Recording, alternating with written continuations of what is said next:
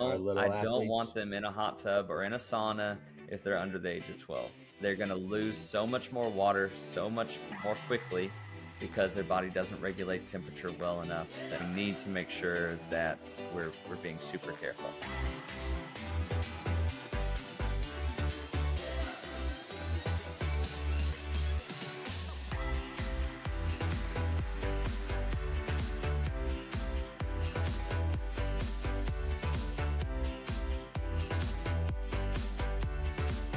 Hey everyone, welcome back to the NJ podcast. I'm your host, Rebecca Grady, and I am here with my incredible co-host, Dr. Ian Kreider. Rob Axelrod. All right, so welcome back to part 2 of our ice and heat episode. In the last episode, we focused on ice and talked through some of the big shifts and how to use it, especially in gymnastics. Ian broke down a lot of the misconceptions we've had for years, like the old 20 on, 20 off rule, and how the traditional RICE protocol has really evolved and changed. So if you missed that episode, definitely go back, give it a listen. It sets the stage really well for what we're breaking down today. So now we're switching gears and diving into heat. Ian, what are we going to be learning today? So with heat, with localized heat, this is what I do use fairly frequently. So when someone does have an injury and we're past that, 24 to 48 hour mark, then I'm typically using heat. And I might throw in heat and elevation at the same time because, again, heat's going to draw more blood flow to the area, which means more swelling, which is fine as long as, again, we can control it with compression and elevation. So I'm going to use heat to bring more blood flow to the area to maybe hopefully speed up healing even faster. But I'm going to prop up the foot or prop up the hand or whatever it is, and I'm going to get it above the heart to make sure that the swelling is doing good. Is that me ringing? Yeah, so like in our last episode, we talked about ice and how ice has its therapeutic properties. And now you're talking like a day later and your athlete is sore and they haven't worked out yet again, or they haven't trained yet again. And that's where the heat does come in, right? Because we were just talking in our last episode about we're taking blood flow away with using ice, and now we're adding heat that adds more blood flow. And what we said in our last episode, if you remember, the more blood flow we have to the area, the quicker or better healing that we can do with all of those proteins that are going to be introduced to the area of soreness. So like even that's like the whole principle behind a warm up, right? We want to do a warm up before we do our exercises to get the body moving, to bring more blood flow to those MMIs, main muscles involved. And we want to get that going before we go and train again. I know, again, also in our last episode, we talked about some soreness. And one of the biggest mistakes that people think is, well, I did, legs. I always use legs because it's a big muscle group, but we did legs on Tuesday. We don't have to do them again until next Tuesday.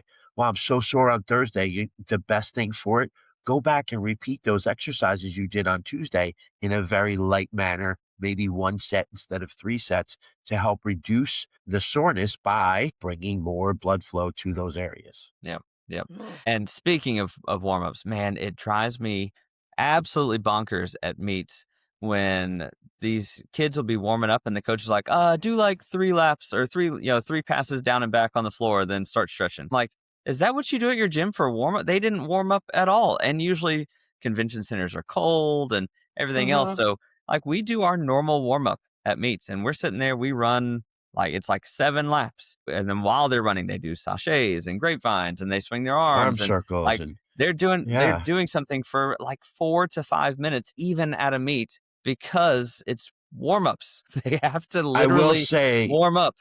Yeah, I will say that's getting a little bit harder to do, but I like that too. And I do a 5 to a 7 minute run, depending on how intense I would like the day to be, so to speak, right? As I always say, that our warm up sets the tone for our workout. And so at a meet where there's shortened the time, you can do a 15-minute open stretch. So if you're taking 5 minutes or 7 minutes of your running style warm up or your ballistic style, it's kind of ballistic. Sorry, people, you think that another misnomer is ballistic stretching is a bad thing, not for gymnastics. We do ballistic movements all the time. So actually warming up with some lighter ballistic movements, which will help us to increase blood flow to get our bodies warmed up, prepared to do gymnastics. Yep. But yeah, that drives me crazy. But anyway, so localized heat, that's what I use that for. And then for full body heat, this is where we definitely have to be careful for who we allow. And I usually say for the ages 12 and under, I don't let them do full body heat. There's no, at least last time I looked for it, there was no concrete age of like, hey, you can do a hot tub at this age. It's usually somewhere around 10 to 12.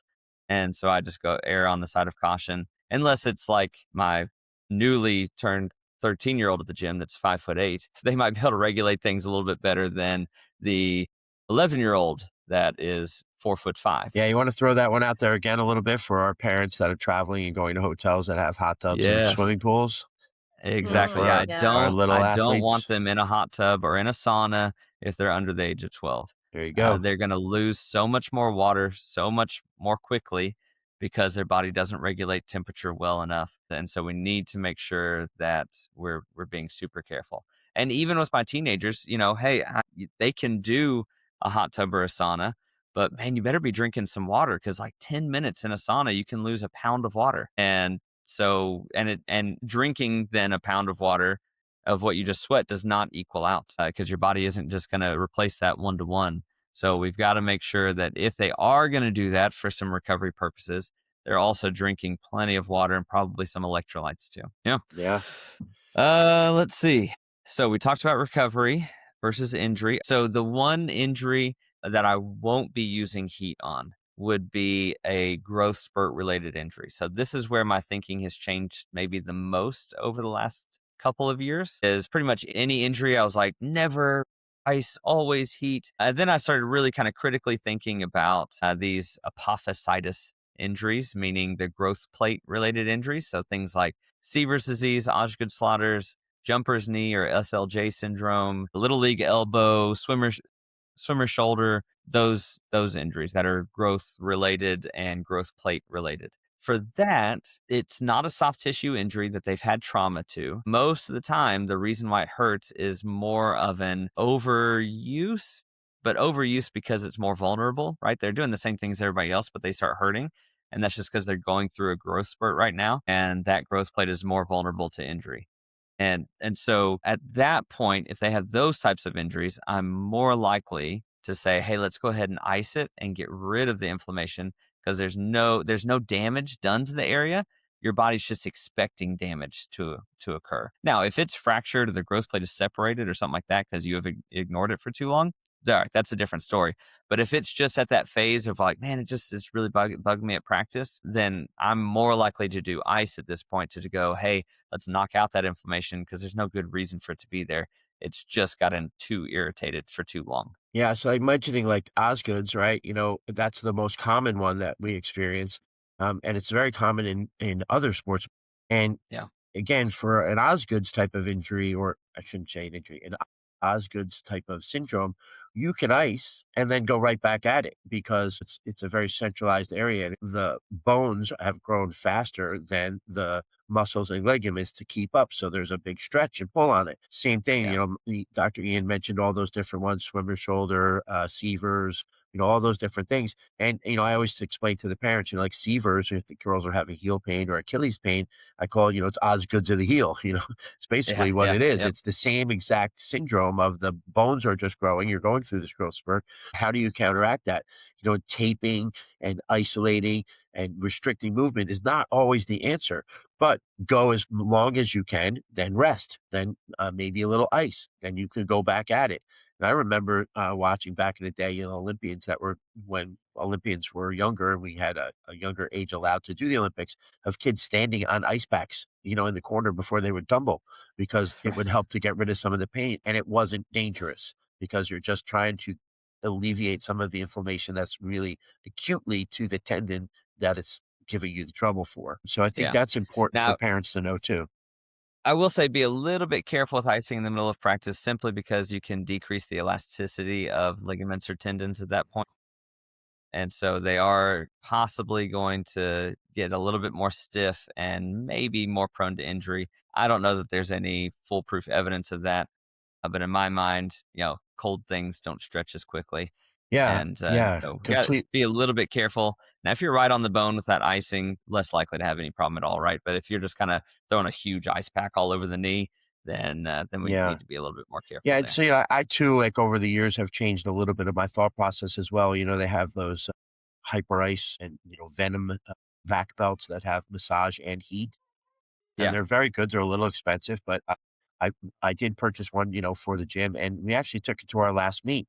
You watch a lot of these athletes that are out there on TV, college and or Olympic level, and they're wearing one between events, and there's a reason for that, right? Maybe they have some back soreness, so let's add heat, keep blood flow, keep it pliable, keep it Hmm. warm so that it doesn't chill in between events, especially like in college, you might be up on bars, but then you're not going again until floor. And there's not really Yeah. ample time for a Might warm have up, might have an hour before your next an event. hour, right? So those belts are really coming in handy. And I decided to bring it with us to this last competition we had this past weekend. And I have 3 girls specifically that are really dealing with some back pain. Whole nother episode we can have on it anyway, Yes. but they struggle in practice. I allow them to use it during practice. Well, we brought it to the meet and they took turns, using it in between events, and they actually made it through the meet. I heard not one complaint from any athlete Yeah. during the competition that they were in pain or they couldn't go Yep. or I can't do anymore.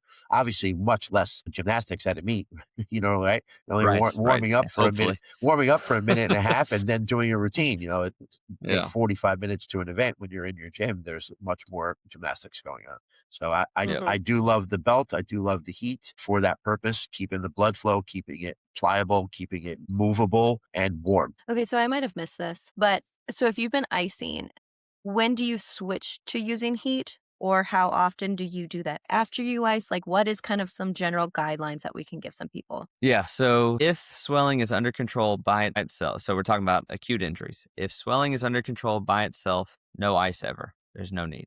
Okay. If swelling is uncontrolled or out of control, then ice until it is under control again, then you can start using heat. And so I don't mean like ice and that Instantly afternoon heat. it's looking better. Okay, let me throw heat on it. No, give it a day or two to let the body kind of reset and go, okay, I know how much to react now. This isn't as bad of an injury as I thought it was, or whatever the body needs to know in order to not go crazy with inflammation. So, if the inflammation is under control, which means swelling is under control, no need for ice. If it's out of control, let's use some ice temporarily in order to let it get back under control and not cause any tissue damage or something like that.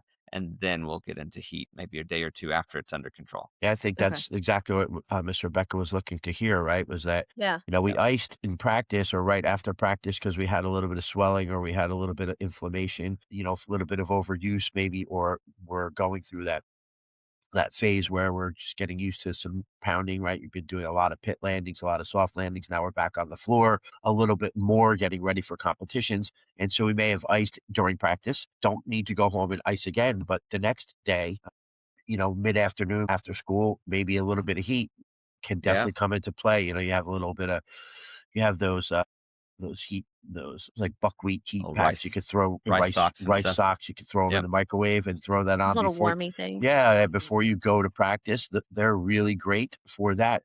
And Yep. like Dr. Ian said, and I would love to capitalize on that a little bit more too, is the day or two after, or, it's not sometimes, right, Dr. Ian, we may have to ice for 2 days because again, let's make a big deal about that. Inflammation is under control before we use Yeah. the heat. Yes, exactly. That's a good Yeah. point to make. And then what about if we've been icing and heating and this has been going on for a while? When do parents or coaches know they're like, okay, well, this isn't really working. We might have to refer them on. So at what point do you guys If think it isn't referrals are rapidly important? improving on its own, like by like every day, you're like, oh man, so much better, so much better, so much better, then you need to refer out, right? Obviously, if there's something deformed, if you go, huh, Yeah. That doesn't look right. that doesn't look like a normal Your leg looks. finger is over Or an there. ankle. Yeah, exactly. Go ahead and go ahead and refer out. But yeah, mainly we're looking for rapid improvement and we're looking for no deformity and the ability to weight bear is super important. Okay, so one of the imaging related diagnostic tools for fractures is, hey, you hurt your ankle. Can you walk on it? Can you stand? Can you? Yeah. Can you stand and can you walk? If they're willing to walk on it, it's less likely to be broken. If they put weight on it and just cannot walk on it at all, then it's more likely to be broken. Go ahead and get that checked out. And that's a really good point to bring up because a lot of times as coaches we're like, okay, you rolled your ankle, I saw it, can you stand on it? Like, give them a minute.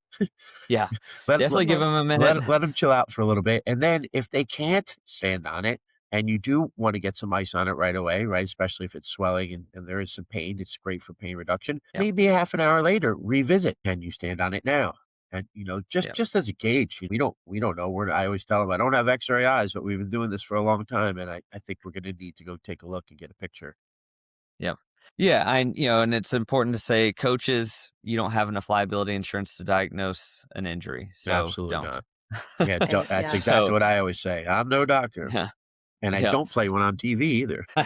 that's perfect. Or on the And podcast. yeah, No, so I it's don't. different. I refer back to my friend Dr. Ian Kreider. He's got doctor in That's front of right. his That's name. right. A third time It's I'm saying it different for me today. because I literally have malpractice and liability insurance to be able to do these things. But for your just average coach, you go, hey, they hurt their ankle. You can stop at that. You can say, hey, they're not willing to walk on it.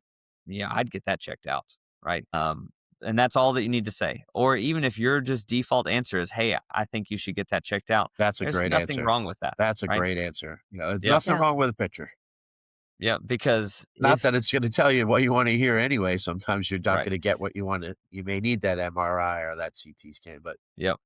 Yeah, but as a PT, a lot of us are very anti-imaging for lots of reasons we can get into on yep, a yep. totally different podcast.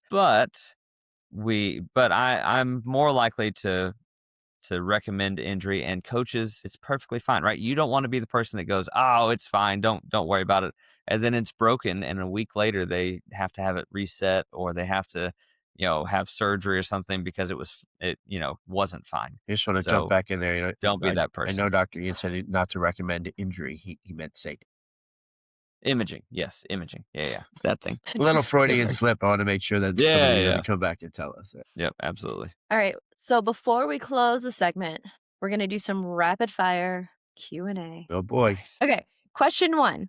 If you had to give one rule of thumb about icing, what would it be? Ice for recovery, not for injury. Ditto. Cool. Good answer. Short, to the point. Number 2. What's one situation where heat actually makes more sense than ice? For a non-acute injury that you want more blood flow to speed healing. DOMS. Yeah. Delayed onset muscular soreness. I was like, wait, what was that, Rob? DOMS. Got it. Okay. It's his All right. friend. Question 3. What's one icing or heating habit you wish gymnasts or parents would stop doing? And I know we've talked about Icing. them, but. Yeah, icing something that's sore after practice, every practice. And then one quick takeaway from this whole discussion and what you think is something you would really like coaches and parents to remember from this podcast episode. Chronic icing and anti-inflammatory use, whether it's drug or ice, will stop your gymnast from building muscle. That's a good one. Yeah, I'm a huge fan of that too. Not really, especially the younger ones. I mean, I want to say under 18 even, but these NSAIDs that these people are taking on a daily basis is just so bad. We have so many more topical solutions that we could use for a transdermal than putting a pill into these children that has to go through their entire system, through their kidney, through their livers, which have not developed yet. Stay away from your NSAIDs.